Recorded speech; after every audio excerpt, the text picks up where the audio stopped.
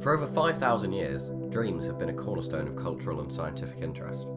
From the ancient Mesopotamian text The Epic of Gilgamesh, to Alice in Wonderland, from Bram Stoker's Dracula to Christopher Nolan's Inception, art inspired by dreams and art attempting to capture the essence of a dream has preoccupied artists of all disciplines for millennia. And one artist whose work has dealt with dreams throughout his whole career was Roy Orbison. And of all these works, his song In Dreams explores it perhaps the best, perfectly capturing the dream state which it sets out to express. A candy-colored clown they call the Sandman tiptoes to my room every night just to sprinkle stardust and to whisper, go to sleep, everything is alright. I close my eyes. Released back in 1963, the short pop song, which sits at less than 3 minutes in length, cycles through multiple sections, seeing Orbison drift further and further from reality and into the world of dreams. We'll first look at the nature of dreams themselves and a brief history of them, their interpretations, their purpose, and the influence they have on art. Then we'll closely take a look at the music of In Dreams, analysing the ways in which Orbison is able to capture this state so perfectly. And finally, we'll look at how In Dreams is used by David Lynch in his 1986 film Blue Velvet to intensify the dreamlike atmosphere of this production.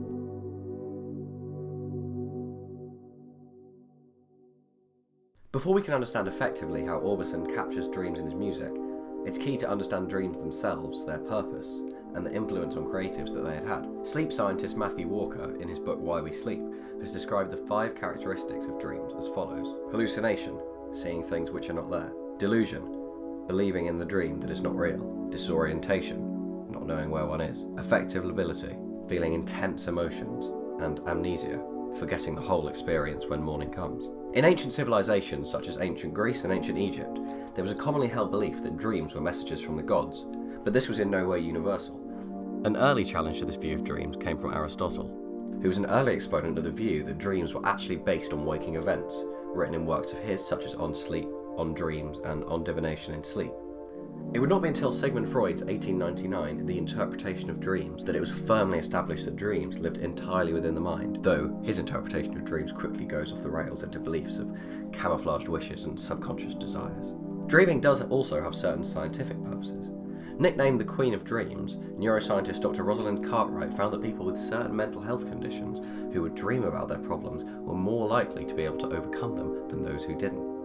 Furthermore, studies have shown that people who don't dream have impaired emotional recognition abilities. However, these scientific considerations aren't hugely important to most of the artists, including Orbison, who are more interested in the experience and the emotional weight of dreaming. Dreaming, therefore, has been a source of creativity and inspiration throughout human history, with many noted cultural artifacts and important discoveries stemming from the dreams of their creators. For example, Russian chemist Dmitry Mendeleev first conceptualized the periodic table within a dream of his. Mary Shelley's Frankenstein was first conceived within a dream of hers, and Spanish surrealist Salvador Dali would fall asleep with a spoon in his hand, hovering over a plate. When he finally drifted off to sleep, the spoon would crash onto the plate, reawakening him and allowing him to cheat the amnesia stage of dreaming, capturing his hypnagogic hallucinations later in his paintings. Within the realm of music, Paul McCartney famously penned Yesterday and Let It Be within a dream, and likewise Keith Richards wrote the famous riff to I Can't Get No Satisfaction while in slumber. Hopefully this has established the cultural significance of dreams and given a somewhat helpful overview as to the experience which Orbison tries to capture in the song, enabling us to now take a closer look at the musical features which he uses to do this. The structure of In Dreams, which Peter Lehman has described as intro A, B, C, D, E, F, but I would rather describe as A, B, C, D, E, F, G, H, has received significant attention for its unorthodoxy. Rather than following one of pop and rock's more conventional structures of the time, such as song form, verse-chorus form, or the 12-bar blues, In Dreams features 8 distinctly different sections, and whilst each one has its own unique features, overarching musical themes emerge which convey the state of falling asleep, the state of dreaming. Perhaps the most obvious is the lyrical content of the song, singing explicitly of the process of falling into a dream. When I fall asleep to dream my dreams of you. Within the music, perhaps the melodic contour of the song most clearly evokes the dreamlike nature of it. Over the course of the song, Orbison's vocal line gradually climbs from the warm and intimate depths of his range A candy-colored clown they call the Sandman to the soaring heights of his falsetto.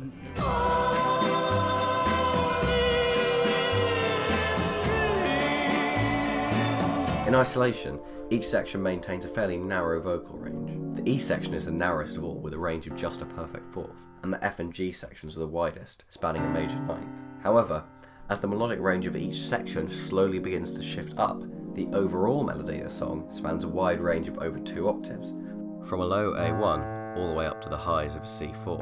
Here is a graph of the middle note of each section's range, plotted against time, with the pitch plotted in semitones relative to middle C. This makes it very easy to see how quickly Orbison's vocal rises from its depths at the start to soaring heights by the end, with a move from the C to the D section being the most dramatic jump. I think it's an interesting choice Orbison makes to go into the higher parts of his range as he falls further asleep. It would be an easy example of something called word painting, where the lyric is reflected in the music, to have his vocal line fall as he falls asleep. But Orbison instead allows the timbral quality of the vocal to convey the message, the more dreamlike quality of his falsetto conveying the dream state. Orbison's use of non-traditional structures in this way is nothing new. In his book Roy Orbison, Invention of an Alternative Rock Masculinity, Peter Lehman outlines several examples of Orbison's non-traditional structures. It's not that there's an Orbison structure, structures within his songs actually vary massively. On the topic of Roy Orbison's song structure, Bruce Springsteen once said that Roy scrapped the idea that you need verse, chorus, bridge, verse, chorus to have a hit. In this way, Orbison doesn't just use structure as a means to organise various sections of music, but rather to convey a deeper, subtler message. But within this structure, how does Orbison create a dreamlike atmosphere? The song opens with an introductory section, a sparse acoustic guitar, and Orbison's vocal line the only instruments. A candy-colored clown they call the Sandman tiptoes to my room every night. The melody here lies at the bottom of Orbison's range, giving a warm, subdued, tired quality to the opening, musically evoking the moments before drifting off to sleep. Peter Lehman has written of the intro as evoking Sprechgesang, or speech singing used in opera. This speech singing is something that has its roots in German melodrama, and was massively expanded on by the composers of the Second Viennese School, who were a group of early 20th century composers centred around Arnold Schoenberg in Vienna. This shows Orbison's incredibly wide range of influences, ranging from German opera to Mexican ranchera, influences which leave their mark on In Dreams. A perfect cadence at the end of the introduction, and the melody landing firmly on the tonic, give the introduction a standalone quality, a finality which creates the atmosphere of the day ending. Go to sleep, everything is alright. As the second section begins, the melody falls by step from G to an E, landing in the middle of the C chord. I close my eyes, becoming immersed in the middle of the dream world as the band enters, comprised of drums, bass, acoustic and electric guitars, creating the textural backing for the dream world which Orbison now inhabits. Orbison's use of melodic sequence here furthers the shift into the dream realm, with a descending stepwise sequence reflecting the descent through layers of consciousness and into the subconscious. a silent prayer, like dreamers do. Then I fall asleep to dream my dreams of you. Orbison's singing style is one with a fairly fast and fairly heavy vibrato, one of which Dave Marsh wrote that his vibrato and melisma are so fluid and graceful that he may as well be singing in Spanish, rather than his more guttural native tongue. Acting in direct reverse to the falling vocal melody, the strings rise up towards, rather than away from, the tonic. To dream my dreams of you. Eventually morphing into a staccato figure as Orbison's dream begins. Lyrically, Orbison's dream takes shape here, singing, "In dreams I walk with you, in dreams I talk to you." As we'll see later, these are the lines which Frank Booth will chillingly echo in the industrial wasteland in Blue Velvet. This section concludes with an ascending string melody, pushing into the depths of the dream. However, as this next section establishes itself, the string counter-melody is replaced by a choir,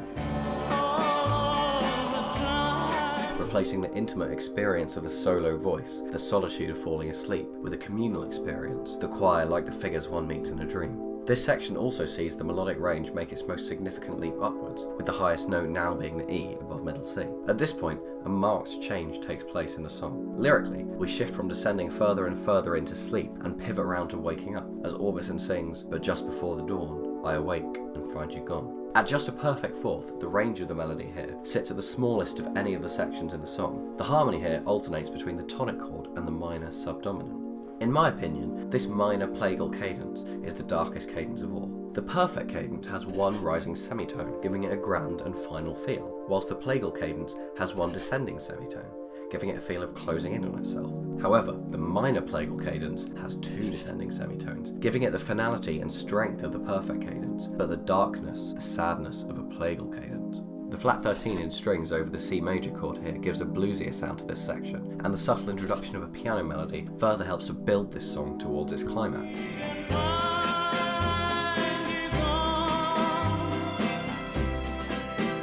After a brief section of call and response between Orbison and his band, I can't help it, if I try. The final two sections emerge. The full band plays here, with the piano, strings and choir all sounding at once, though the strings here again take a staccato figure, adding rhythmic variety. The long notes high in Orbison's register give an almost operatic quality to his voice, with an intense vibrato.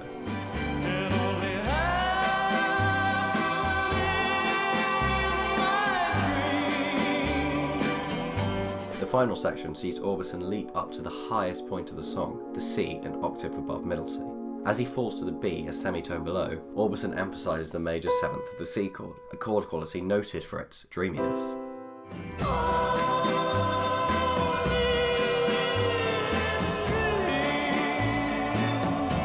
His melody then emphasises the minor third of the D minor chord, highlighting the difference between it and the D major chord which came the bar before. Orbison then takes the song to a final, satisfying rest, finally landing on the tonic.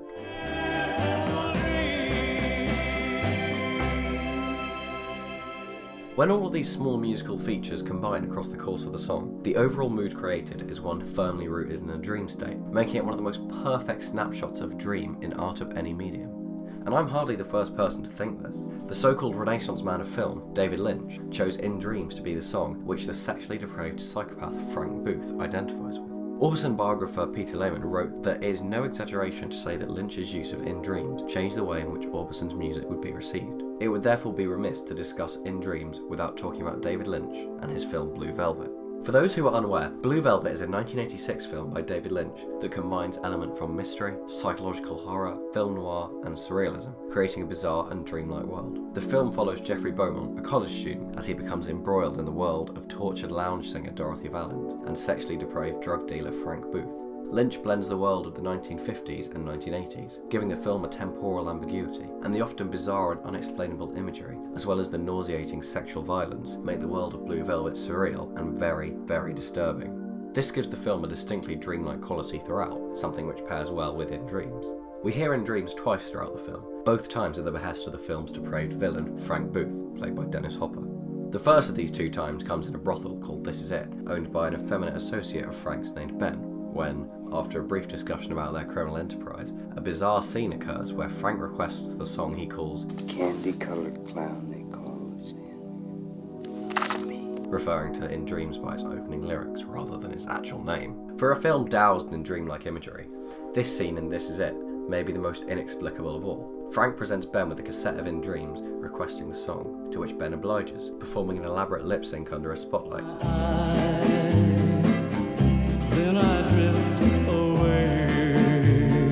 Apart from lip syncing along, Frank stands stock still next to Ben, who contrasts his stillness, swaying to and fro with the music. Frank's facial expressions contort as the song has a profound emotional impact. He looks almost on the verge of tears, but the song doesn't finish. Frank interrupts, cutting it off before launching into another tirade, concluding with a frantic exhortation and Frank disappearing before the camera can even keep up.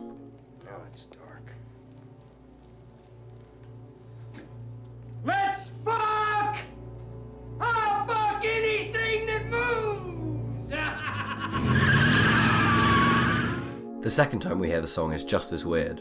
A lipstick-clad Frank shouts about a love letter from him being a bullet from a gun, and kisses Jeffrey over and over again, as In Dreams plays. Frank recites the lyrics along with Orbison, and as the Orbison song pulls us further and further from reality, Frank highlights how this bizarre, surreal world of his is far from the normal. Walk with you.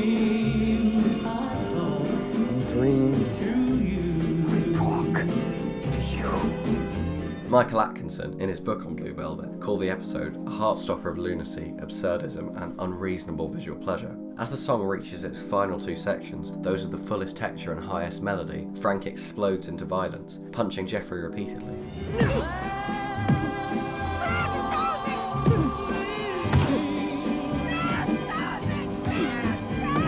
But the song isn't allowed to resolve. Instead, a flicker of a candle and a reverb-laden excerpt of the song appears, buried in the background.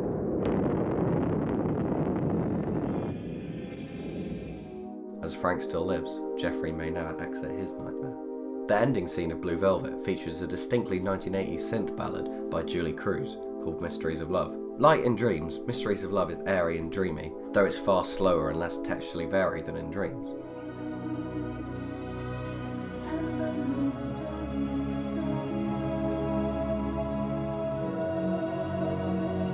This ending is hardly a happy ending for Jeffrey. The bright colours, lush synth sounds, and robins make it saccharine and jarring, especially in contrast to the nightmare world shown in the rest of the film. Jeffrey is settled in a different dream, the dream of a Reagan-esque picket fence paradise. Lynch here saying that whether you're Frank Booth, soundtracked by In Dreams, or Jeffrey and Sandy, soundtracked by Mysteries of Love, you can never be awake if you are placed in somebody else's reality. The importance of Blue Velvet to In Dreams is paramount. So much so that when Orbison died in 1988, Dean Stockwell was brought out at the tribute concert to reprise his role as Ben from Blue Velvet to lip-sync the song again. In Dreams.